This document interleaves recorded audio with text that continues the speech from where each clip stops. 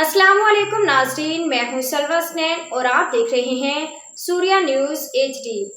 आइए नजर डालते हैं आज की अहम खबरों पर।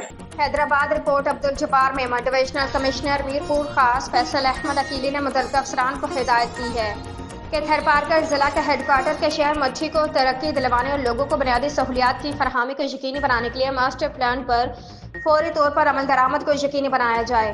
यह हिदायत उन्होंने आज कॉन्फ्रेंस हॉल मच्छी में जिला के हेडक्वार्टर को तरक्की दिलवाने के हवाले से मुनक़िदा इजलास की सदारत करते हुए कही। इजलास में deputy commissioner Tharparkar Abdul Haleem Jagrani, district health officer Tharparkar doctor Lekhraj Sarangani, district education officer primary Tharparkar Jan Mohammad Bajeer, district education officer secondary Tharparkar Shamsuddin Rathore, assistant commissioner Mithi Farid Hanif, chairman municipal committee Mithi doctor Manoj Kumar Malani समेत दीगर मुतल्लिका महकमों के अफसरान ने शिरकत की।